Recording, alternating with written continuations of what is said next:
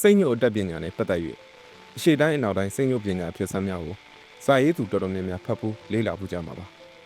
နှစ်ပေါင်းများစွာအဖြေရှာမရသောရာဇဝတ်မှုခင်းများကိုပင်စိတ်ညို့အတက်ပညာဖြင့်ဖော်ထုတ်ပေးခြင်းတလိษံတစ်ကောင်ဟာတနေရာတဲ့တွင်နိုင်တော်တော်ကြာအောင်စိတ်ညို့ထားရင်စားသည်များကိုလည်းဖတ်ဖို့မှတ်ဖို့ကြမှာပါသို့တော့လူစင်စိတ်ကနေတလိษံစိတ်ပတ်အောင်စွမ်းဆောင်နိုင်တဲ့စိတ်ညို့အတက်ပညာကိုမူအရှိတိုင်းအနောက်တိုင်းလောကီပညာစာအုပ်တွေမှာမတွေ့ဘူးမဖတ်ဘူးကြသေးပေကျွန်ုပ်ရှင်းလက်သားအရွယ်တွင်ဇွာဖုံးကြီးကျောင်း၌ကျောင်းနေရပါတယ်ကျွန်ုပ်တို့ကျောင်းတွင်အသက်50ကျော်ခန့်ဦးသူတော်ကတ္တိယကြီးမှာဖုံးကြီးလူတော်ဖြစ်ပါတယ်သူ့နာမည်ကဦးမြအောင်ဖြစ်ပါတယ်သို့တော့သူ့ကိုသူတော်မြအောင်ဟုဘယ်သူမှမခေါ်ကြပါသူ့ရှေ့တွင်ဦးသူတော်လို့ခေါ်ကြသလိုသူ့ကွယ်ရာမှာသူတော်ငတေလို့ခေါ်ကြပါတယ်သူ့ရှေ့မှာသူ့ကိုသူတော်ငတေလို့မခေါ်ရတဲ့အကြောင်းရင်းကတော့သူကလောကီပညာတတ်တယ်လို့ဆိုကြပါတယ်သူ့ကိုငတေလို့ခေါ်ရခြင်းမှလည်းငယ်စဉ်ကလွန်ပီတီခဲ့ရတယ်လို့သိရပါတယ်ထို့ကြောင့်မိဘနှစ်ပါးကရှင်သာမဏေပြုတ်ပေးလို့ကိုရင်ဖြစ်လာတဲ့အခါမှာလဲရှင်ပဏိတဟူသောတာမဏေဘွဲ့ကိုမိသူအမောင်ခေါ်ကြအောင်ရှင်ငတေလို့ပဲခေါ်ကြတယ်သူ့ရဲ့ဆရာရင်းဖြစ်တဲ့ဖုံးတော်ကြီးကပင်ရှင်ဘွဲ့ကိုမခေါ်ပဲဟေ့ကိုရင်ငတေဟိုရှင်ငတေပင်မှာလဲဟူတာခေါ်သည်မေးသည်ဘုန်းကြီးကိုယ်တိုင်ကခေါ်တော့အားလုံးကလည်းသူ့ကိုရှင်ငတေလို့သာလိုက်ခေါ်ကြတယ်ဒီလိုနဲ့တာမဏေရှင်ဘဝမှာရဟန်းဖြစ်လာတယ်ထို့အခါမှာလဲဥပစင်းပဏိတလို့ဘယ်သူမှမခေါ်ကြပဲဥပစင်းငတေလို့သာခေါ်ကြပြန်တယ်ဒါကိုသူကစိတ်နာလို့လားမသိရွာကနေစာပေပရိယတ်တိတင်စားရန်ဆိုပြီးအကြောင်းပြပြီးတော့ထွက်သွားတယ်အနည်း20လောက်ကြာမှရွာကိုပြန်လာတဲ့အခါဘုန်းကြီးဝင်းနဲ့မဟုတ်တော့ပဲသူတော်ဝင်းနဲ့ဖြစ်လာတယ်ထို့အခါမှာသူ့စီဟာဖုံးတော်ကြီးနဲ့မိဘနှစ်ပါးလုံးလည်းကွယ်လွန်ကုန်ကြပြီထို့ကြောင့်သူ့လေးတယောက်ကဥပစင်းဝတ်ကိုလဲပြီးဘာလို့သူတော်ဝင်းနဲ့လာရတာလဲလို့မေးတော့ကျောက်ကကိုရင်ဝက်ဥပစင်းဝတ်ခဲ့တာဝါသနာပါလို့မဟုတ်ငတေနာမည်ပြောက်မလားလို့ဝတ်ခဲ့တာဦးလေးရှင်ဝတ်တော့ရှင်ငတေဦးစင်းဝတ်ပြန်တော့လေဦးစင်းငတေဖုန်းကြီးဖြစ်လဲငတေနာမည်ပြောက်မှာမဟုတ်ဘူးဆိုတော့ခုလူထွက်ပြီးငတေနာမည်များပြောက်မလားလို့သူတော်ဝတ်လာတာလို့သူ့ဦးလေးကိုအပြောင်ပြက်လို့အတီလို့ပြောလိုက်တယ်သစိမ်းတွေကိုကြတော့ကိုရင်ဝတ်လဲငတေဦးစင်းဝတ်လဲငတေကဲဒီတခါငတေနာမည်ပြောက်မလားလို့ကျုပ်သူတော်ဝတ်လာပြီကျုပ်ကိုဘယ်သူငတေခေါ်ရဲလဲတတိရှိရင်ခေါ်ကြလားငတေအကြောင်းကောင်းကောင်းသိသွားစေရမယ်ဒီလိုစိန်ခေါ်တဲ့စကားတွေပြောထားတော့သူနဲ့အခင်ဆုံးဦးတင်အောင်ဆိုတဲ့လူကတကယ်လားကွာငတေဘူးခေါ်လိုက်မိရချက်ချင်းဦးတင်အောင်မှာပါရွဲ့သွားသဖြင့်သူတော်ငတေကိုရှ िख ိုးကြောမှပါဇက်ကပြန်တဲ့သွားတယ်လို့လူကြီးတွေပြောကြတယ်ထို့ကြောင့်နောက်ပိုင်းမှာသူ့ကိုဘယ်သူမှမလေးမစားမလုပ်ရဲကြတော့လက်ရှိဆရာတော်ကလည်းသူ့ကိုဦးသူတော်လို့ခေါ်တယ်သူတော်ငတေကခြေတန်းရှေ့ကျောင်းခေါင်းရင်းမှာကွပြည့်ရအခန်းကပြီးသူ့ဟာသူနေဖုန်းကြီးရဲ့ဝေယဝဆကက်ပိယလောက်ကိုလည်းကျွတ်ကျွတ်နုံနုံလောက်တတ်တယ်ဇဝကာလိကဇမကာလိကစသည်တို့ကိုလည်းဝင်းနီနဲ့ညီအောင်ခွဲခြားဆောင်ရွက်ပြီးလို့ဖုန်းတော်ကြီးကလည်းသူတော်ငတေကိုသဘောကျတယ်သူ့ကိုယ်ရ၌တာသူ့ကိုသူတော်ငတေလို့ခေါ်ကြပေမဲ့ရွာမှာစုံပူနတ်ပူကလေးလန့်ကလေးတက်ကျွဲပြောက်နွားပြောက်ဥစ္စာပြောက်အရေးချောင်းတစ်ခုခုဖြစ်ရင်တော့သူတော်ငတေကိုဒီလိုတည်လာပင်းတက်ကြတယ်ကလေးတငင်နာမာတရားရက်ခိုက်လက်ဖွဲ့လဲစွမ်းတယ်လို့ပြောကြတယ်သူတော်ငတေရဲ့နေ့စဉ်လုံးမှာတရားထိုင်ကိုဖိုးတိုးခြင်းပဲဖြစ်တယ်ထို့ကြောင့်ညနေတိုင်းနင်းနေခံတတ်တယ်သူ့ကိုနင်းနေပေးရင်ထွက်ရပေါက်ပုဂ္ဂိုလ်များအကြောင်းနဲ့တစစ်ပုံရင်များကိုလည်းတနေ့တစ်မျိုးမရိုးရအောင်ပြောတတ်တယ်ထို့ကြောင့်ကျွန်တော်တို့ကျောင်းသားများမှာတထောင်တညပုံမြင်ပမာညနေစာရင်ပြီးတိုင်းသူတော်ငတေနာတို့သွားရောက်တတ်ကြတယ်သူအားပြီးစိတ်လိုလက်ရရှိရင်ရသေးစိတ်ခင်နဲ့လက်လက်ပညာများကိုလည်းလုပ်ပြတတ်တယ်ရသေးစိတ်ကြီးဆိုတာကထိုးလာမီးစာမှာတိတ်ပံပညာနဲ့ကြည့်ရင်ဘလို့မှမယုံကြည်နိုင်စရာလက်လက်ပညာရဲ့တစ်ခုဖြစ်တယ်စာဖတ်သူတော်တော်များများလမ်းမေးမျက်လက်ပွဲဈေးရောင်းပွဲတွေမှာကြည့်ပူးကြလိမ့်မယ်ကျုပ်တစ်လုံးကနေကျုပ်နှလုံးသုံးလုံးဖြစ်သွားတာအုတ်ခွက်ထဲမှာကျုပ်ပြောက်ပြီးနောက်အုတ်ခွက်တစ်ခုတည်းကိုရောက်သွားတာအဆက်မရှိတဲ့တန်ခွင်းတွေကတကွင်းထဲကနေတကွင်းထဲကိုဆက်နေကြမှာစသည်တို့ကရသေးစိတ်ဖြစ်ခေါ်အပျော်လို့ကစားကြတဲ့ထိုးလာမီးစာများပဲဖြစ်တယ်ထို့ကြောင့်ကျွန်ုပ်တို့ကသူတော်ငတေကချစ်လဲချစ်ကြောက်လဲကြောက်ရသူဖြစ်တယ်ဒီလိုနဲ့ကျောင်းနိုင်စီရတော့မင်းရရှင်ပြူပွဲကိုကြွသွားခိုက်တနေ့မှာသူတော်ငတေကနွားလောက်တန်းကစားနေကြတဲ့ကျောင်းသားငယ်များကိုတိတ်တိတ်ချာချာစူးစူးဆိုင်ဆိုင်ကြည့်ပြီးမင်းတို့တကယ်နွားရှက်သွားရင်နွားလို့ဝှေ့ချင်ငါလုပ်ပြရမလားဟုမေးတယ်ကျောင်းသားအားလုံးကတငီတညွတ်သေးလုပ်ပြပါကြီးကျင်ပါတယ်ဟုပြောလိုက်ကြတဲ့အခါဒါဆိုလားကျော်နဲ့ဟိုကောင်းနာမည်ဘယ်သူရဲ့ဟုမေးပြီးလှမင်းကိုခေါ်လိုက်တယ်ပြီးတော့လုံကြီးအင်ကြီးတွေကိုချုပ်ခိုင်းတယ် ကိုလုံးတီးနဲ့ဆိုညဉ့်နွားစိတ်ဝင်တယ်လို့သူတော်ငရေကပြောတော့လေဆက်တဲ့ပြေကြော်အောင်နဲ့လှမြင့်တို့ကမချွတ်ကြဘူးထို့အခါအင်ကြီးကိုသာချွတ်ခိုင်းပြီးသစိုးကိုဖင်ပြောင်းနေအောင်ဂရောင်းကြိုက်ခိုင်းပြီးခါမှကျိုးစီပြီးထို့နောက်နွားလိုလေးဘက်ကုန်းခိုင်းပြီးကြော်အောင်နဲ့လှမြင့်တို့ကခေါင်းချင်းဆိုင်ထားတယ်ပြီးတော့သူတော်ငရေကပါဇက်ကတလုံးလုံးနဲ့မမ်းမောက်တယ်မကြခင်ကြော်အောင်နဲ့လှမြင့်တို့ကတဆက်ဆက်တုံရင်လာပြီးခေါင်းချင်းဆိုင်ပေးထားရမှနွားလိုဝိကြတယ်တကယ်တလိษံနွားနှကောင်ဝိနေကြသလိုတယောက်နဲ့တယောက်မှာခေါင်းချင်းတစ်ထွားတစ်မိုက်ခွာကြရမှာဒင်းကနေတိုင်းကနေခေါင်းချင်းဆောင်ရင်ဝိခတ်ကြတယ်ဝိုင်းုံကြည့်နေကြတယ်ကျွန်ုပ်တို့မှာနှစ်ယောက်စလုံးရဲ့ခေါင်းတွေပေါက်ပြဖူးရောင်ပုံမျိုးဟုစိုးရင်ကြတော့လေကြော်အောင်နဲ့လှမြင့်တို့ကနာကျင်ရမှမသိပဲတရင်င်းတစ်ချိန်ချင်းခေါင်းချင်းဆိုင်ပြီးဝိခတ်နေကြတယ်ဒီလိုနဲ့7မိနစ်လောက်ကြာတော့သူတော်ငတေးကကျောင်းသားကြီးများကိုကြော်အောင်နဲ့လှမြင့်တို့ကို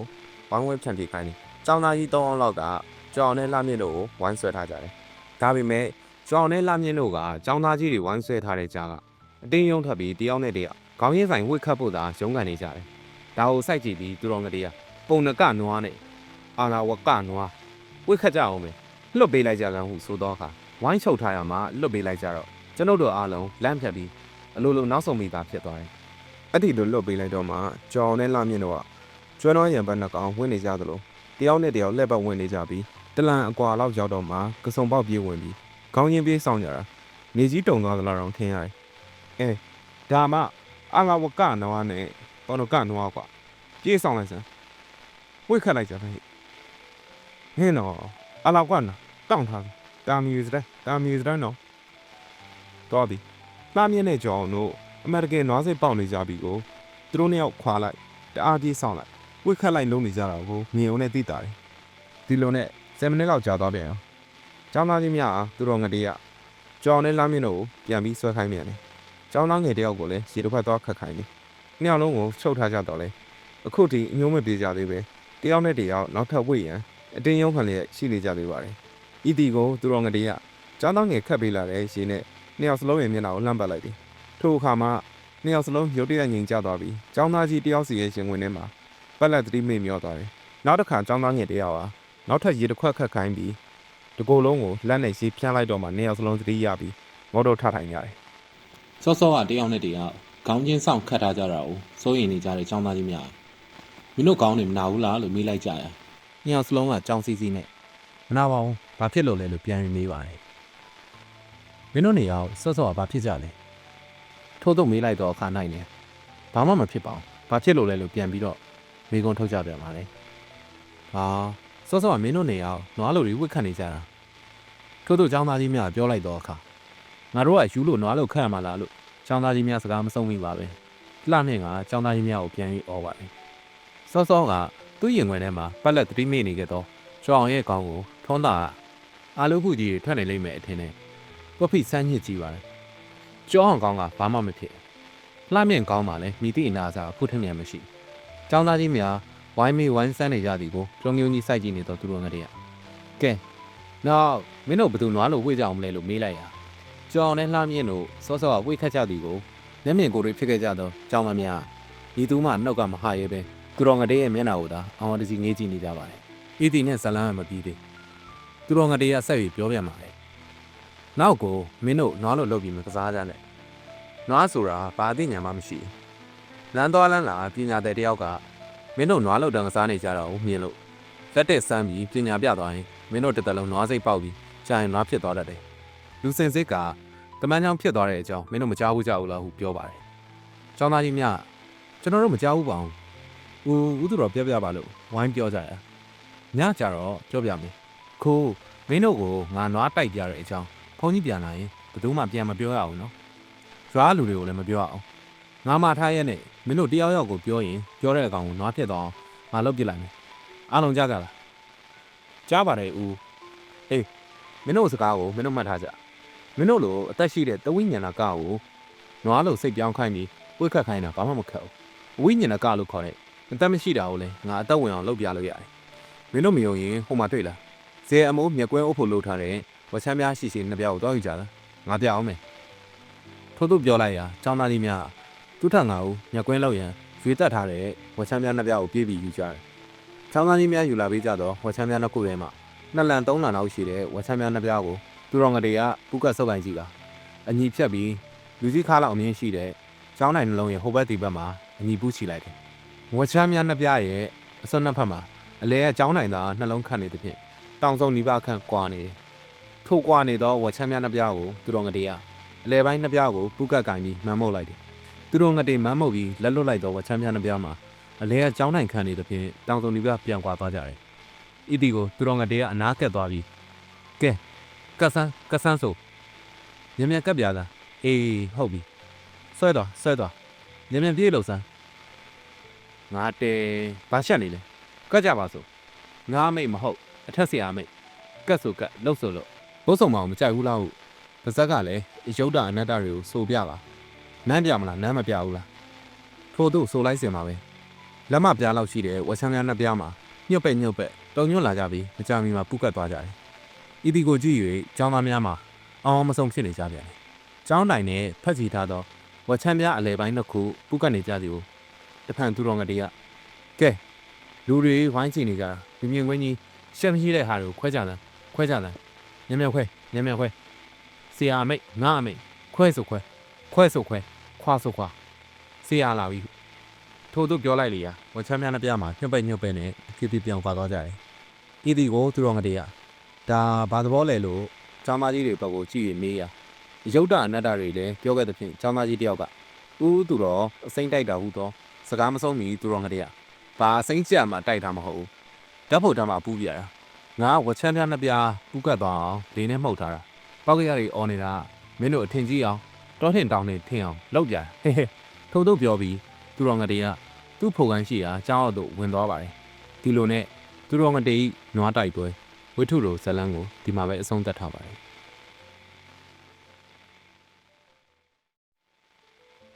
်တနေ့တနကျွန်ုပ်ဒီလွန်စွာချမ်းရည်လာသဖြင့်မီးဖိုကမီးဖိုအနီး၌ခွေးချေပူကလေးကိုချ၍မီးလုံရင်ရှေးအောင်တရုတ်လူမျိုးတို့ရဲ့တရုတ်ဝဆန်းကျဲသောပညာရေးစာအုပ်ဖတ်ရှုနေပါတယ်ထိုစာအုပ်မှာ Alfred Douglas ဆိုတဲ့အနောက်နိုင်ငံသားတဦးကပြန်လည်ရေးသားထားတဲ့စာအုပ်ဖြစ်ပါတယ်ကျွန်ုပ်ဒီထိုစာအုပ်၌ပါသည့်ဓာတ်ကြီး၅ပါးဆိုသောအခန်းကိုလွန်စွာမှစိတ်ဝင်စားမိပါတယ်ကျွန်ုပ်ငယ်စဉ်ကပဲဘုန်းကြီးကျောင်း၌ကြီးပြင်းခဲ့ရသည်ဖြစ်ရာဓာတ်ကြီး၄ပါးကိုသာသိရှိခဲ့ရပြီးဓာတ်ကြီး၅ပါးကိုမဟုတ်ကြားမရလည်းမချဘူးပါတရုတ်တို့၏ဓာတ်ကြီး၅ပါးမှာတတ်ထုမီးဓာတ်ရှည်ဓာတ်မြေဓာတ်တစ်သားဓာတ်ဟူ၍ဖြစ်ပါတယ်ရှေးအောင်တရုတ်လူမျိုးတို့ရဲ့အဆိုအရထိုဓာတ်ကြီး၅ပါးသည်စัจ java လာ၌စိုးမိုးချဲလင်းနေသည်ဟုဆိုထားပါတယ်ဓာတ်ကြီး၅ပါးသည်လည်းတဦးကိုတူနိုင်သည်ဟုဆိုထားပါတယ်ထို့ကြောင့်မြေသည့်ဓာတ်ကအကြီးအကဲဖြစ်သည်ကိုပြော၍မရနိုင်ပါဥပမာအဖြစ်တတ်ထုဓာတ်သည်မီးဓာတ်ကိုရှုံး၏ထို့အတူမီးဓာတ်သည်လည်းရေဓာတ်ကိုရှုံးရပြန်ပါတယ်ရေဓာတ်ကလည်းမြေဓာတ်ကိုလက်မြောက်ရပြန်ပါတယ်မြေဓာတ်ကလည်းတစ်သားဓာတ်ကိုဆရာတင်ရပြန်ပါတယ်နောက်ဆုံး၌တစ်သားဓာတ်သည်လည်းအစဦးစွာအရှုံးပေါ်ခဲ့သောအရှုံးသမားကြီးတတ်ထုဓာတ်ကိုတူထောက်ရပြန်တယ်လို့ဆိုပါတယ်ထို့ကြောင့်ဓာတ်ကြီး၅ပါးသည်တူကိုတူနိုင်သည်ဟုဆိုထားပါတယ်ထို့အတူတဦးပြက်လျင်လည်းလုံးစုံပြက်ကုန်၏ဟုဆိုထားပြန်ပါတယ်ဤအချက်ကိုတရုတ်လူမျိုးတို့သည်စေပညာ၌လည်းအသုံးပြုခဲ့ကြပါတယ်တတ်ထုဓာတ်ကိုအဆုပ်ဟုသတ်မှတ်ပြီးရေဓာတ်ကိုကြောက်ကပ်လို့သတ်မှတ်ပါတယ်တစ်သားဓာတ်ကိုအသေးဓာတ်လို့သတ်မှတ်ပြီးမီးဓာတ်ကိုနှလုံးဓာတ်မြေဓာတ်ကိုဥမာကြီးလို့သတ်မှတ်ထားကြပါတယ်ထို့ကြောင့်တစုံတစ်ယောက်သောသူသည်ဥမာကြီးဟုဆိုအပ်သောအစာရင်နဲ့သက်ဆိုင်သည့်မြေကြီးဓာတ်ချုံရင်းမှာက၎င်း၏အဆုပ်သည်ကောင်းစွာအလုံးမလုံးနိုင်တော့ပေထိုအဆုပ်တီးဟုသောတတ်ထုဓာတ်အလုံးမလုံးပါကရေဓာတ်တီးဟုသောကြောက်ကပ်သည်လည်းကပ်ဖက်ကဲ့ရဲ့လှုပ်လာပါတယ်ထိုကြောက်ကပ်သည်လည်းကတိကပ်ဖက်လှုပ်လာသောအခါ၌တစ်သားဓာတ်တီးဟုသောအသေးသည်လည်းမာကြောခတ်ထန်လာပါတယ်ထိုအခါမီးဓာတ်တီးဟုသောအသေးနှလုံးသည်လည်းမာကြောခတ်ထန်လာပြန်ပါတယ်ထိုနှလုံးရက်လျင်ကလူဘဝအဆုံးသတ်ရပေတော့မည်ထို့ကြောင့်၎င်းတို့လူမျိုးသည်ဤတို့လျင်နှိုက်နှိုက်ချွတ်ချွတ်ကြံစားထားတဲ့ကဲ့သို့အသက်ရှည်ရာရှည်ကြောင်းကိုလည်းလွန်စွာအလေးနက်ထား၍ကြံစားခဲ့မှုကြောင့်ကိုစာအုပ်စာတမ်းပေါင်းများစွာဖတ်ရှုခဲ့ရပူပါတယ်လွန်စွာအသက်ရှည်သောတရုတ်အဖိုးအပေါင်းများစွာကိုလည်းကိုယ်တိုင်ကိုယ်ကျတွေ့ခဲ့ရပူပါတယ်ကျွန်တော်၏ဆရာဦးခွန်ဒီပင်လူလောက၌ပြင်းရင်းငင်းငွေသည့်အထိနေသွားခဲ့ရပါတယ်ကျွန်ုပ်သည်စာအုပ်အတွင်း၌နင်းမြုံနေစဉ်ကျွန်တော်၏အင်းရှိသို့မော်တော်ကားတစ်စီးလာရေးစိုက်ပါတယ်ထို့ကြောင့်ကျွန်ုပ်သည်စပွဲပေါ်မှနိုင်ကလေးကိုလှမ်းကြည့်လိုက်ရာည7:10 မိနစ်ပင်ရှိနေကြောင်းတွေ့ရပါတယ်ထို့ကြောင့်သကောင်နှန်းကဲ့၍လာသောရွှေရဲတဲ့အားဘယ်မျိုးတွေဝါဖြစ်ကြောင်းသိလို့သဖြင့်လေပင်ကိုစန့်ထုတ်၍နှမ်းမြုပ်ကြည့်ရှုလိုက်ပါတယ်ထိုအခါ၌တကလက်တိုက်ပုံအင်ကြီးနှက်ပြရောင်ရှက်ဖြူပလေကတ်လုံးကြီးစသည်တို့ကိုအချိုးကျကျဝတ်ဆင်ထားသော အသက်40ကျော်ဥပဒေရုပ်တမ်းပြန်သည့်လူတဦးဖြစ်ကြောင်းတွေ့ရလေကျွန်ုပ်ကနိုင်ကိုထပ်မံကြည့်ရှု၍အင်္ဂါဝိဇ္ဇာအခါကိုစဉ်းစားရတောမဟုသောအင်္ဂါအခါဖြစ်ကြောင်းတွေ့ရပါတယ်ထို့ကြောင့်အင်္ဂါဝိဇ္ဇာသဘော၌တနင်္လာနံငွေအချစ်ခရီးစသောပရိယေများခိုက်နေသည့်လူဖြစ်ကြောင်းကြိုတင်ခံမှန်းထားလိုက်ပါတယ်ထို့အခါထို့လူကဆရာမင်းသိန်ခါခင်ဗျာအရေးကြီးတဲ့ကိစ္စရှိလို့ဝင်ခွင့်ပြုပါဟုပြောပါတယ်ထို့အခါကျွန်ုပ်ကလည်းဝင်ခဲ့ပါဟုခွင့်ပြုလိုက်ပါတယ်ထို့သူလည်းကြောင်တကောင်၏ခြေလုံးချင်းမျိုးဖြင့်အတန်မမြည်စေပဲကျွန်ုပ်စီသို့ရှောက်ရလာပါတယ်ထို့နောက်ကျွန်ုပ်အနီးမှာခွေးချိတ်တွင်ဝင်ရထိုင်ကျွန်တော်နာမည်ကျော်ခိုင်တို့ခေါ်ပါတယ်ဟုပြောလိုက်ပါတယ်ထို့ကြောင့်တနင်္လာကျိုးတေချာပေါက်ခိုက်နေကြောင်းထပ်မံတတိပြုမိပါတယ်ဆိုပါဗျာဟုကျွန်တော်ကပြော၍၎င်းတို့ရင်နွေးချမ်းတစ်ခွနှိပ်ပေးလိုက်ပါတယ်လူတယောက်ကိုအရေးကြီးလက္ခဏာဖတ်ဖို့ပြောရတာဘလောက်အရေးကြီးနေတယ်ဆိုတာဆရာအနေနဲ့သိနိုင်ပါတယ်အဲ့ဒီတော့ဆရာကြီးအမြန်ဆုံးလိုက်ခဲ့ပါလက္ခဏာဖတ်ခါကိုတော့ဆရာပါဇက်ကနေထွက်တဲ့ကဏ္ဍကိုပဲကျွန်တော်ပေးစီပါမယ်အာမနာပါနဲ့ဆရာကြီးလူတယောက်ရဲ့ဆန္ဒကိုဖြည့်ကျင်လို့ပါလို့ကိုကျော်ခိုင်ပြောပါတယ်နေစမ်းမအောင်ကိုကျော်ခိုင်ကျုပ်ကဘယ်ဖို့လိုက်ရမှာတော့လို့ကျွန်တော်ကပြန်၍မေးလိုက်ပါတယ်စိုက်ကဆန်ဘက်ကိုပါဆရာအတွက်ဘာမှစိုးရိမ်စရာမရှိပါဘူးဟုပြောပါတယ်ကျုပ်မကြောက်တတ်ပါဘူးမကြောက်တတ်ဘူးဆိုတာကလည်းအကြောင်းရှိတယ်လေကျုပ်လိုလူကိုဘယ်လိုလူမျိုးမှပြန်မေးဆွဲမှာမဟုတ်ဘူးမလိတ်တစ်ပတ်နဲ့ခေါ်သွားပြီးအနေနဲ့ပေးမဲ့လူမျိုးလဲကျုပ်မှမရှိဘူးအဲ့ဒီတော့ကျုပ်လိုက်မယ်ဟုပြောဆိုကကျွန်တော်ဒီလက္ခဏာကြီးသောမှမလို့ကိုယူ၍ကိုင်းကြီးကိုထပ်ယူဝတ်လိုက်ပါတယ်ထို့နောက်ထို့သူမမြင်အောင်မြေပြူတော့9000ခန့်ကိုကိုင်းကြီးအတွင်းသို့ထည့်လိုက်ပါတယ်ပြီးရင်စီကရက်တပူထည့်ယူထည့်လိုက်ပါတယ်ထို့နောက်ကျွန်တော်လဲမီးများကိုညှိပြီးအင်တကားကိုတောက်ခတ်ပါတယ်ထို့သူ၏ကားပေါ်ကိုတက်ပြီးနေရင်ထို့သူသည်ကားကိုစတင်မောင်းရင်ကျေးဇူးတင်လိုက်တဲ့ဆရာကြီးကျုပ်လဲလူတူရဲ့ဆန္ဒကိုဖြစ်ရတဲ့အတွက်ဝမ်းသာလာတဲ့ပဲဟုပြောပါတယ်ကျွန်တော်ဒီထို့သူကတစုံတရာပြန်လဲပြောဆိုခြင်းမပြုတော့ပဲ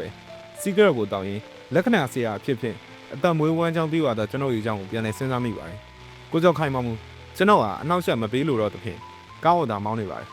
တာမွေဝိုင်းကြီးတို့ရောက်တော့အခါလမ်းမင်းများပြက်နေတဖြင့်မှောင်အတိကျရနေပါတယ်ကိုကျော်ခိုင်ဒီကားမောင်းကျွမ်းကျင်သူဖြစ်ရာဂျိုင်များကိုကျွမ်းကျင်စွာရှောင်းရင်မောင်းပါတယ်တာမွေတင်းချိုင်းလွန်တော့အခါ၌ကိုကျော်ခိုင်ကဆရာစိတ်တော်မရှိနေဗျာဒီနေရာကနေဟိုဘက်ကိုစိတ်လေးတောက်ခွင့်မပေးနိုင်တော့ဒါကြောင့်လဲဆိုတော့စိတ်လေးတို့မပြစ်စေချင်လို့ပါအဲ့ဒါကြောင့်အခုတောက်နေတဲ့စိတ်လေးကိုမတောက်ပါနဲ့တော့ဆရာပြီးတော့ဆရာအိတ်ထဲကစိတ်လေးဘူးကိုလည်းကျွန်တော်ကိုခဏအထားပါဦးဆိုပါကျွန်တော်ဤကိုင်းကြီးအတွင်းမှာစိတ်လေးဘူးကိုနှိုက်နေတဲ့ဖြင့်ကျွန်တော်လည်း၎င်း၏အနိုင်ကိုမခံတော့ပဲကျွန်တော်ကိုယ်တိုင်ခပြခရအနိုင်၍ပေးလိုက်ပါတယ်ထို့နောက်ထို့သူသည်ကားကိုခိတ္တရက်ပြီးနေစိတ်တော့မစိုးပါနဲ့ဆရာကြီးဟောဒီဘောကလေးနဲ့ဆရာမျက်စိကိုခဏလေးစီးဝင်ပြပါဟုပြောလိုက်ပါတယ်ထို့တော့ပြောလိုက်ရင်းနဲ့ပင်ဝါတော်ကားအတွင်းမိကိုဖွင့်လိုက်ပါတယ်ထို့ကြောင့်ကျွန်တော်ဒီကိုကျော်ခိုင်၏မျက်နှာကိုတေချာစွာမြင်လိုက်ရပါတယ်ထို့နောက်ကိုကျော်ခိုင်က၎င်းအိမ်အတွင်းမှာကနုကမာရိုးတက်ထားတဲ့6လုံးမျိုးကိုထုတ်ရဆရာကစုံတော်ဝတ်ထုတွေရေးနေလို့ကျွန်တော်တနက်ကလေးအကြောင်းကိုလည်းပြောပြအောင်မယ်ကျွန်တော်အင်တာအောင်တော့ကကျွန်တော်ချစ်သူကကျွန်တော်ကိုလက်ဆောင်ဖြစ်ဝယ်ပေးတာဟုဆိုတာတနက်ကို dashboard ပေါ်သို့တင်လိုက်ပါတယ်ကိုကျော်ခိုင်ဒီကျွန်တော်မလုပ်ချင်တော့အလုပ်ကိုကျွန်တော်ကတိမ်မွေးစွာတနက်ပြပြီးပြုခိုင်းနေပြီဖြစ်ပါတယ်ထို့ကြောင့်ကျွန်တော်ကရပါတယ်ကိုကျော်ခိုင်ဟုပြောလိုက်လေကိုကျော်ခိုင်ကစိတ်မဆိုးပါနဲ့ဆရာရဲ့ဟုဆိုတာကျွန်တော်မျက်နှာကိုဘောဝါကလေးဖြင့်စီးလိုက်ပါတော့တယ်ပြီးရင်မော်တော်ကားအတွင်းမိကိုပိတ်၍မော်တော်ကားကိုဆက်လက်မောင်းနေပါတယ်၎င်းကိုကိုကျော်ခိုင်သည်ကျွန်ုပ်ကိုကောင်းစွာစိတ်ချသွားပြီးဖြစ်ဂယူးမဆိုင်တော့ပဲမော်တော်ကားကိုသာဂယူးတစ်ဆိုင်မောင်းနေပါတယ်ထို့ကြောင့်ကျွန်ုပ်သည်လက်ဝဲဘက်ကိုင်းညီ၌ထည့်လာသောမြေပြူတောင်များကိုချိုး၍မော်တော်ကားပရင်းမောက်မှချသွားပါတယ်မော်တော်ကားခွေတိုင်းကျွန်ုပ်ကမြေပြူတောင်များကိုချပြအောင်ချပါတယ်တာမွေလေးကိုကြော်ပြေးသည့်နောက်ပိုင်းတွင်မော်တော်ကားသည်အခွေးကောင်များ၍လာပါတယ်နောက်ဆုံးတွင်ချောင်းဝဲတကားကြီးတစ်ခုဖွင့်တန်ကြားပြီးတဲ့နောက်မော်တော်ကားကိုခြံတစ်ခြံအတွင်းသို့မောင်းဝင်သွားကြောင်းသိရပါတယ်ကိုကျော်ခိုင်သည်မော်တော်ကားကိုရပ်ပြီးနောက်ကျွန်တော်ကတကားဖွင့်ပေးပြီးလျင်ကျွန်တော်၏ပခုံးကိုကန်၍အိမ်တွင်းသို့တွဲခေါ်သွားပါတယ်အိမ်တွင်းသို့ရောက်လျင်ကိုကျော်ခိုင်ကရေးတယ်မီးတွေပြတ်နေတဲ့ဆရာရဲ့ဟုဆိုကကျွန်တော်၏မျက်နှာ၌စီးထားသောပေါ်ကိုဖြည့်ပေးပါတယ်ထို့အခါကျွန်တော်အခန်းတွင်းသို့ကြည့်လိုက်ရာလက်ဆွဲမှန်ကြီးလေးထွန်းထားကြောင်းတွေ့ရပါတယ်လက္ခဏာကြည့်ပေးရမယ့်သူကဟိုဘအခန်းမှာဆရာရဲ့ဟုကိုကျော်ခိုင်ဆိုလိုက်ရာကျွန်တော်သည်စပွဲပေါ်မှာမှန်ကြီးလေးကိုကောက်ရိတ်ကန်လိုက်ပါတယ်ထို့သောကောက်ကန်လိုက်ခြင်းမှာကျွန်တော်သွားမိလမ်းအတွက်ကျွန်တော်စိတ်ကြိုက်နေအောင်ရရှိစေရန်ဖြစ်သည့်အပြင်ကိုကျော်ခိုင်အနေနဲ့ကျွန်တော်ဟာရံမူလာပါကလည်းထိုမှန်ရင်ဒီပင်ကျွန်တော်ဖို့အကောင်းဆုံးလက်နက်အဖြစ်အသုံးချရင်ဖြစ်ပါတယ်စိတ်ချပါဆရာကြီးဆရာကိုကျွန်တော်ရံမမူပါဘူးဟုကိုကျော်ခိုင်ပြောလိုက်ပါတယ်ထို့နောက်ကိုကျော်ခိုင်နဲ့ကျွန်တော်ဒီရှုပ်ထွေးပွေလီလာတော့အခန်းတစ်ခန်းကိုဖျက်၍အခန်းတစ်ခန်းစီသို့ရောက်ရှိသွားပါတယ်ထိုအခန်းသို့ရောက်သွားသည်နှင့်တစုံတစ်ယောက်ရဲ့ညီးငွေတံကိုကြားသဖြင့်ကျွန်တော်ဒီနှိုင်ကိုမြောက်၍ကြည့်လိုက်ရာဂရင်းဘော်တွင်ပလက်လန်ရဲ့ဝေဒနာတစ်ခုကိုမရှုမလှခံစားနေရသောလူတစ်ယောက်ကိုတနာပွဲရတွေ့လိုက်ရပါတယ် ထို့ကြောင့်ကျွန်ုပ်သည်ကရင်အနီးစပွဲပေါ်၌မှန်အိမ်ကိုတင်လိုက်ပြီးတဲ့နောက်ကိုကျော်ခိုင်ကဲ့ဆရာမင်းနေခအဲ့ဒီကရင်ပေါ်ကဝေဒနာတွေကတော့မောင်မိုးကောင်းလို့ခေါ်တယ်သူ့အကြောင်းဆရာကိုကျွန်တော်ဘာမှမပြောခဲ့ကြအောင်သူယုံကြည်အောင်သစ္စာပြုလိုက်ပါပြီးတော့သူ့လက္ခဏာကိုဖတ်ပြီးဟောဝေပါဆရာကြီးဆရာကိုဘာကြောင့်သစ္စာဆိုဖမ်းရတယ်လဲဆိုတော့ဆရာနဲ့ကျွန်တော်လမ်းမှာစီးဝါးရိုက်ပြီးလာတယ်လို့မထင်အောင်ပေါ့ဆရာရဲ့ဟုပြောလိုက်ပါတယ်ထို့ကြောင့်ကျွန်တော်ကရှေးပင်ရင်မင်းမြတ်များရှိတွင်သစ္စာတော်ခံသည့်ချိန်စာတိုင်းချိန်ပြလိုက်ရပါတယ်မှတ်ချက်ထိုသစ္စာတော်ခံသောချိန်စာကိုလူငယ်လူရွယ်များကြားဖို့မီမဟုတ်သဖြင့်အတိအကျဖော်ပြလိုက်ရပါတယ်မကြင့်ရုံးတွေဖောက်ပြန်ကြည့်တော့လေးတင်ရှင်နဲ့ကဘာတသိန်းတွက်ကင်းပြေထလုံးလတီးစွာဒါနပါရမီသီလပါရမီနိခပါရမီပညာပါရမီဝိရိယပါရမီခန္တီပါရမီသစ္စာပါရမီအဋိဋ္ဌံပါရမီမေတ္တာပါရမီဥပ္ပခပါရမီပါရမီ10ပါးအပြား30ကိုဖြည့်၍ပြေထကျင်သောဘုရင်သခင်ကိုရောမြတ်ကိုစောင့်တော်လက်လဲပတ်၍မနေတည်စီတော်မူလေသွားတော်40ဆွဲတော်4ချောင်းညှက်ရိုးတော်2ချောင်းတပ်ပေါင်း80ရွက်ကိုစောင့်တော်နဲ့လေတက်၍မနေတည်စီဟုလေလက်ရရန်ရှင်သာရိပုတ္တရာလက်ဝဲရန်ရှင်မောက်ကလန်စသောအတိတိရှစ်ကျိတ်သောယဟန္တာမြတ်တို့၏တက်တော်မူတော်ကိုစောင့်တော်နဲ့လေတက်၍မနေတည်စီဟုလေထိုမှတပါဘုရားသခင်ဟောတော်မူသောဝီနီ9ပါးချမ်းသုတ်3ချမ်းအပိဓမ္မာ9ချမ်းဓမ္မခန္ဓာအပေါင်း8400ကျမ်းကုံအောင်ဆောင်တော်နဲ့လေတက်၍မနေတည်စီဟုလေထိုမှတပါတာမပေရင်ရာစုပေရင်ကုတ်ရုပေအတ္တပနာပေရင်ဟူသည်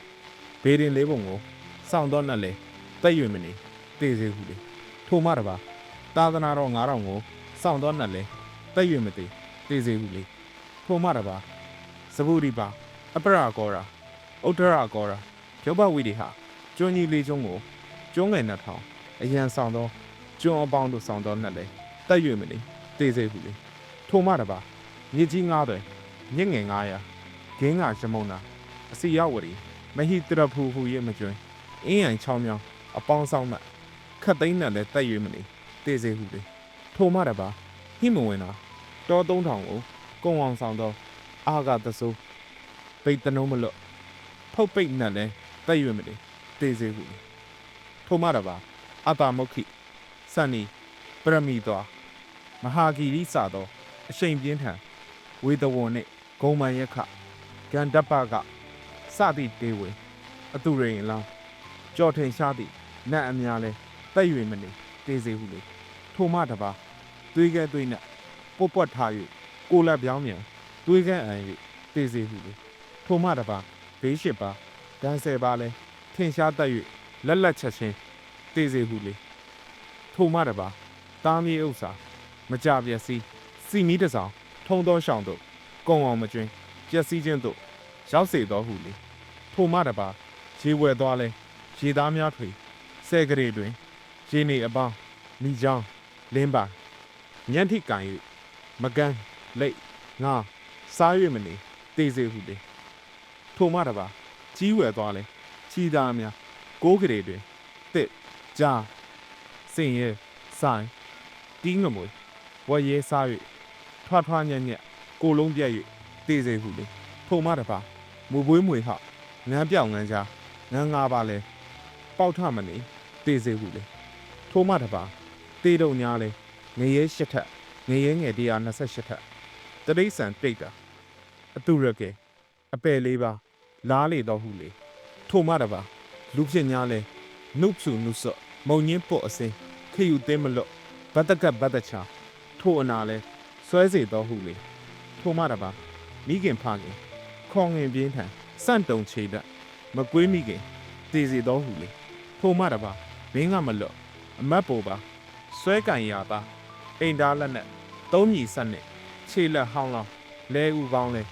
တောင်းတောင်းပြက်၍လက်လက်ချက်ချင်းတည်စီတော့ဟုလေထိုမှတပါမဟာသမုဒ္ဒရာပင်လေကျောဝဲတင်မောလေကြီးပျက်စီးမျောပါပွဲတော်လာတို့ထွားထွားညံ့ညက်ပြက်စေတော်ဟုလေထိုမှတပါဂွန်းတလဲကိုအကျွမ်းဖုတ်တော်တဆုပ်လောက်မြစံမရတို့ဖြစ်စေတော်ဟုလေထိုမှတပါတာမြေကြီးကြုံထွန်သည့်ကျွင်းတော်ခန္ဓာမကျွင်းပြုံးတီးခြင်းနှင့်စင်းရဲကြီးသည် မြေကြီးဝက်ခဲ့ခွက်လက်ဆွဲ၍ငရဲအရှင်ဓာချက်ချင်စားခြင်းလဲကသုံးစားရပေါ်တွင်းဆုံးကြ၍အလှမဲ့ပါကြိတ်တာလဲ80တော့ဘူးလေထို့မှတပါမင်းနံ3ချိန်ချင်းထုံးနွယ်စင်းသည်ထင်းမီးစားတို့တစတူစေတော့ထို့အခါကိုကျော်ခန့်လုံလောက်ပါပေရဲ့ဆရာရဲ့ဟုပြောလိုက်ရအိယာပေါ်မှာဝေဒနာခံစားနေရသောမိုးကောင်းဆိုသောလူငယ်လေးကခေါင်းကိုအသာဆက်၍ကျင်းနေကြောင်းပြလိုက်ပါတယ်ထို့နောက်ကျွန်တော်သည်အိယာပေါ်၌စမ်းထုတ်ထားသောလက်ကိုဖြန့်၍မှန်အိမ်မီးစာကိုတင်ပြီးလျင်မှန်မလို့ဖြင့်လက်ဖွားပေါ်မှာလမ်းကြောင်းများကိုစီးရှုရပါတယ်ထို့သောကြည့်လိုက်သည့်နှင့်တပြိုင်နက်၎င်း၏လက်တန်းထိပ်တွင်မဲနက်သောမှဲကလေးတစ်လုံးကိုတွေ့ရပါတယ်ထို့ပြင်ဒီတလိခါဟုဆိုသောဥကောင်းလမ်းကြောင်းအပေါ်၌လည်းအနက်ဆက်ကလေးတစ်စက်ကိုတွေ့ရပြန်ပါတယ်ထို့အနက်ဆက်ကလေးမှာလည်းလက်ကလေးအောက်တက်တဲ့တွင်ရှိသောကြောင့်ထိုအချက်မှာအစိတ်သိမ့်၍အသက်ဘေးစိုးရင်ရသောအမတ်သားဖြစ်ကြောင်းကောင်းစွာသဘောပေါက်ပါတယ်ကျွန်ုပ်သည်ကိုကျော်ခိုင်မတ်တို့လဲကဒီမိတ်ဆွေပြင်းထန်တဲ့အစိတ်မိထားသလားဗျာဟုပြောလိုက်ပါတယ်ထိုအခါကျွန်ုပ်သည်1934ခုဒီဇင်ဘာလအတွင်း၌ဆိုင်ယန်နဲ့အက်ဆစ်ကိုတောက်ပြကမိမိကျင့်စဉ်တစ်ခုကိုမေးလျော်သွားသောကြောင့်ရန်ကုန်မြို့မှာအသက်ဆုံးရှုံးသွားရှာသောနရသိင်္ဂါစွာမိဆိုသည့်ယောဂီကြီးကိုမှတ်ရပါတယ်ထိုယောဂီကြီးကအတိုင်းတိုင်းပြည်ပြည်ကိုလဲ၍အစိတ်မျိုးမျိုးတောက်ပြခဲ့သူဖြစ်ပါတယ်ကာလာကတာတက္ကသိုလ်၌ရန်ကုန်မြို့သို့လာရောက်ပြီးနောက်အစိတ်တောက်ပြခဲ့သူဖြစ်ပါတယ်ဤသို့အစိတ်တောက်ပြတော့လေထိုယောဂီကြီးအဖို့အစာရင်တိုင်ရှင်းသောလေးချိန်ငန်းကိုလုပ်သည်ဟုဆိုပါတယ်ထိုလေးချိန်ငန်းမှာပတိအရှိကိုရေစိမ်၍တဖြည်းဖြည်းမြူချရပါတယ်အစာရင်တွင်းသို့ပတိစရောက်သွားသောအခါတွင်တစ်ဖန်ပြန်၍ဖြင်းချင်းစွာဆွဲထုတ်ရပါတယ်ထိုပတိကိုလည်းရေစိမ်၍ပြုလုပ်ရပါတယ်ထို့သောပြုလုပ်သည်ကိုဒိုဒီဂရီယာလို့ခေါ်ပါတယ်ထို့နောက်၎င်း၏တန်ရောစင်လမ်းကြောင်းကိုစစ်ဆေးကြည့်ရာကျွန်းများပေါ်နေသဖြင့်လက်ညှိုးနဲ့လက်ခလေအောက်၌တွန့်ကွေးကောက်ကွေ့နေသည်ကိုတွေ့ရပြန်ပါတယ်ထို့ပြင်ထင်ရှားသောတောက်ကြခပိုက်ရှိသောကြောင့်မောင်မိုးကောင်းဟာအခြေရေးအထူးသဖြင့်အိမ်တော်ရေးမှာအကြောင်းမဲ့တူရင်တူမှုတွေဖြစ်လိမ့်မယ်ပြီးတော့သူ့ရဲ့အိမ်တော်ရေးလမ်းကြောင်းဟာလည်းအောက်ဘက်ကိုကွေ့ဆင်းနေတောက်ကြချိုးကုန်းကဖြတ်နေတဲ့လမ်းကြောင်းတစ်ခုဟာလည်းအိမ်တော်ရေးလမ်းကြောင်းအထိထိုးဖောက်နေဒီအချက်ဟာအိမ်တော်ရေးမှာမိမဘက်ကဆွေမျိုးဝင်နောက်ရှက်တာကိုတွေ့ရလိမ့်မယ်ဒါပေမဲ့အဲ့ဒီလမ်းကြောင်းဟာတိတ်ပြီးမထင်ရှားဘူးတကယ်မနှောက်ရှက်ပါပဲလေရဲ့မောင်မိုးကောင်းကအနှောက်ရှက်တယ်လို့ထင်နေတာလည်းဖြစ်နိုင်တယ်အဲ့ဒီတော့မောင်မိုးကောင်းဟာမိမိဇနီးကိုတစုံတယောက်သောသူနဲ့အထင်လွဲနေလိမ့်မယ်အဲ့ဒီတစုံတယောက်သောသူကဇနီးတဲ့ရဲ့ဆွေမျိုးဖြစ်လိမ့်မယ်အဲ့ဒီလိုဆွေမျိုးတဦးနဲ့အထင်လွဲပြီးစိတ်မနိုင်ခဲမြစိတ်ဟာမိမိအသက်ကိုမိမိလှုပ်ကြံတဲ့အထိဖြစ်သွားလိမ့်မယ်ဟုလှုပ်ခနဲပြောလိုက်ပြီးနောက်ကျွန်တော်ဒီတစုံတစ်ခုကိုသတိရသဖြင့်ပြီးခံမှာမောင်မိုးကောင်းကျုပ်ရဲ့နောက်ဆုံးကောက်ချက်ဟာတလွဲတစ်ချော်ဖြစ်သွားတယ်မောင်ရင်ဟာကိုကိုတတ်မသေးပါဘူးမောင်ရင်ရဲ့လက်မဟာဒီလိုတက်တည်လောက်အောင်တက်တည်နေတဲ့လက်မမျိုးမဟုတ်အစိတ်ကိုဆေးနဲ့မှားပြီးတောက်တာလည်းဖြစ်လိမ့်မယ်ဘာကြောင့်လဲဆိုတော့မောင်ရင်လက်တန်းထိတ်ကမှဲ့ကလေးပါနေတယ်လေပြီးတော့ဒီအသက်ပိုင်းလောက်မှာပဲအသက်လမ်းကြောင်းကပြက်နေတယ်ဟုကျွန်တော်ကပြောလိုက်နေမောင်မိုးကောင်းဒီကျွန်တော်ဟာကြိုးစား၍လက်အုပ်ချလိုက်ပြီးကိုကျော်ခိုင်ဟာကိုပိုင်ဟုနှုတ်ဆက်တာငြိမ်ကျသွားပါတယ်ကျွန်ုပ်ဒီမောင်မိုးကောင်း၏မျက်နှာကိုလှမ်း၍ကြည့်လိုက်ပါတယ်သူ၏မျက်နှာသည်လည်းတန်တရားများကင်းစင်၍သွားသောကြောင့်ပဂရိကြည်နေပါတယ်တည်သွားခြင်းကိုပင်ကြည်ကြည်နက်နက်ကြီးရှိသွားရင်တူပါတယ်ထိုအခါကိုကျော်ခိုင်ကကျွန်ုပ်ဟာတစ်ဖက်ခန်းသို့ခေါ်လာပြီးနေဆရာရဲ့ကုသိုလ်ကောင်းမှုကတော့ကြီးပါပဲဗျာမောင်မိုးကောင်းတရားတန်တရားရှင်းစွာနဲ့ဘွာကူးသွားရရှာပြီကျွန်တော်ဟာလက္ခဏာပညာကိုယုံတဲ့သူမဟုတ်ပါဘူးဒါပေမဲ့တကယ်တက်ထားတဲ့သူနဲ့တွေ့ရင်တကယ်အားကိုးလောက်တဲ့ပညာပါဗျာကဲဆရာလည်းပြန်ပို့အောင်မယ်အမနာပါနဲ့ဆရာကြီးကျွန်တော်တို့ကတက်နိုင်တဲ့သူတွေပါမောင်မိုးကောင်းအနေနဲ့လည်းအတော့ကိုချမ်းသာပါတယ်ဆွေကြီးမျိုးကြီးတွေရပါပဲဆရာရဲ့ညံပူဇော်ကားကိုမိတ်ရှိပါဟုပြောလိုက်ပါတယ်ထို့အခါကျွန်တော်ကကျုပ်အိမ်မှာလာကြည့်ရင်တော့ဈေးနှုန်းကတစ်မျိုးပေါ့ဗျာဒါပေမဲ့အခုကိစ္စကကျုပ်ကိုယ်တိုင်အထူးစိတ်ဝင်စားတဲ့ကိစ္စဖြစ်လေတော့ကျုပ်ကတော့ပြန်ပေးလိုက်ခြင်းလေညံပူဇော်ကအဖြစ်ငွေဘလောက်ပေးလို့မှကျုပ်ချင်တတ်နိုင်မှာမဟုတ်ဘူးကျုပ်ကိုလေးစားရဲဆိုရင်ကိုကျော်ခိုင်ခင်ဗျားဘာလို့တော့တည်သွားတဲ့မောင်မိုးကောင်းကဘာလို့တော့ဘာဖြစ်လို့အစိတ်တောက်တာအဲ့ဒါတွေကိုပြောပြရင်ပဲညံပူဇော်ကတည်းကကျင်းနေပါတယ်အဲ့ဒါကိုပြောမပြနိုင်ဘူးဆိုရင်တော့ကျုပ်ဟာဒီတိုင်းငေါ့တို့ထိုင်နေမဲ့လူမျိုးမဟုတ်ဘူးဘာဖြစ်လို့လဲဆိုတော့ဥပဒေနဲ့မကင်းမှုလို့ယူဆလို့ပဲတကယ်လို့ခမရမှာပြည့်ရှိတယ်ဆိုရင်လည်းခမရကိုဖမ်းကင်ပြီးဥပဒေနဲ့မျက်နှာချင်းဆိုင်ပေးရမယ်ခမရအိတ်ကကနုကမာယူတက်ထားတဲ့6လုံးပြလောက်ကိုကြောက်မဲ့လူစားမျိုးတွေမှာကျုံမပါဘူးခမရဟာမိဘမျိုးစင်ဆက်ကမြန်မာဖြစ်တယ်မြန်မာတွေလည်းခမရကိုယ်ထဲမှာပြည့်ပြည့်စုံစုံပါတယ်ဆိုရင်တတိရှိရှိအမှန်ဖွင့်ပြောပါဒီလိုဖွင့်မပြောနိုင်ဘူးဆိုရင်လည်း တရားသဖြင့်ရှင်ပြိုင်တိုက်ခိုက်ဖို့ခမရကိုစိန်ခေါ်တယ်ဟုကျွန်တော်ကပြောလိုက်ရာကိုကျော်ခိုင်သည်အဲ့အတွင်းမှာနိုင်ငံခြား secret တပူကိုထုတ်၍ secret တလိပ်ကိုနှိုက်ယူမိမိဖွာရင်ခမရရှိမှာလက္ခဏာဆရာနှစ်ယောက်နဲ့မမိုးကောင်ခေါ်တွေ့ပြီးပါ၏အားလုံးကငွေ9000စီယူပြီးပျော်ရွှင်ချမ်းမြေ့စွာပြန်သွားကြပြီအခုလောက်ဆိုရင်သူတို့မိန်းမတွေနဲ့သူတို့ငြင်းညမ်းစွာအိတ်ဆက်အနားယူနေကြပြီခမရမှာတော့သူတို့လိုအနားယူအိတ်ဆက်ဖို့ဇနီးသားများလည်းမရှိရှာမိဖို့ဘေးမှာစာအုပ်တုံးနဲ့တငုတ်တုတ်တစေရုပ်ပေါက်နေပါဘောလားဗျာဒီကြားတယ်ခမရရင်ဘက်ကလည်းကြည်စံကိုတောင်းနေတယ်ခမရရင်ပညာကိုတော့လေးစားပါတယ်ခမရရင်ခေါင်းပါတဲ့စိတ်ဓာတ်ကိုတော့ခွင့်မလွတ်နိုင်အဲ့ဒီတော့ဟော့ဒီမှာခမရအတွက်ညံပူစော်ကငွေယူပါရှေ့ကလူတွေထက်ခမရကိုအများကြီးပို့ပေးထားတယ်ဟုပြောလိုက်ပါတယ်ကျုံမြူကျုံရဲ့ညံပူစော်ကဟာအဖြစ်ပြက်ကိုသိဖို့ပဲငွေမဟုတ်ငွေဟာလက္ခဏာဟောမှရတာမဟုတ်ကျုပ်အခြားအလုပ်တွေအများကြီးလုပ်တတ်တယ်အဲ့ဒါတွေမလုပ်ပဲလက္ခဏာဟောနေတာဟာဟောချင်လို့ဟောနေတာငွေကြောင်းတော့ခမရလာမပြောနဲ့ကျုပ်ဟာမချမ်းသာပေမဲ့ငွေကိုအထင်ကြီးတဲ့အထက်မှာမပါဘူးဒီမှာကိုကျော်ခိုင်းခမရပေးတဲ့ငွေလောက်ခမရကိုပြန်ပေးမယ်ပြီးကျင်တာမတိရတဲ့စိတ်ဟာလူကိုအတော်ဒုက္ခပေးကျုပ်ကအဲ့ဒီဒုက္ခကိုမခံနိုင်ဘူးအဲ့ဒီတော့ဒီကိစ္စမှာအသက်ကိုလောင်ကြီးသဘောထားမှာပဲဟုကျွန်တော်ကမခံရင်စိတ်ဖြစ်ခက်မှပြန်ပြောလိုက်ပြီးနေကျွန်တော်ရှေ့၌ချထားသောငွေစက်ကူတော့ကိုပါယူ၍လွတ်ပြစ်လိုက်ပါတယ်ထို့ကကိုကျော်ခိုင်းကအဲ့အတွင်မှာတနက်ကိုထုတ်၍ကျွန်တော်အချိန်ရွယ်ပြီးနေဝမ်းထဲပါတယ်ဗျာဟုပြောလိုက်ချိန်ပါပဲတစုံတစ်ယောက်ကကျွန်တော်၏နောက်မှာနေ၍ကျွန်တော်၏ဦးခေါင်းကိုမာကျော်သောအရာဖြင့်ရိုက်ချလိုက်လေရာကျွန်တော်၏မျက်စိတွင်ကျေလာနက်ခတ်တာများအစုံလင်ပေါ်ပေါက်၍သတိလက်သွားပါတယ်ညီမကြာကျွန်တော်သတိလက်နေသည်မသိသတိရလာသောအခါ၌ကျွန်တော်၏မီးလင်းပုံအနီး၌ခွေလေးလဲနေကြောင်းသိရပါတယ်ကျွန်တော်၏အနီးတွင်မူစာရီတစ်လုံးကိုတွေ့ရပါတယ်ထိုစာရီကိုဖောက်၍ဖတ်ကြည့်ရာအောက်ပါတိုင်းတွေ့ရပါတယ်ဆရာမင်းသိန်ခါခင်ဗျာဒီနည်းပဲရှိတော့ဒီလိုပဲလုပ်လိုက်တယ်ခင်ဗျားကငွေကိုတန်ဖိုးမထားဘူးဆိုတော့လေခင်ဗျားလက္ခဏာဖတ်သွားတယ်အဖိုးခအဖြစ်ပေးရတဲ့ငွေကိုမထားခဲ့ပါဘူးခင်ဗျားရဲ့တင်ညာကိုလေးစားတယ်ခင်ဗျားရဲ့တက်တီကိုပို့ပြီးတော့အောင်လေးစားတယ်ဒါကြောင့်ဒီဖြစ်ပျက်ကို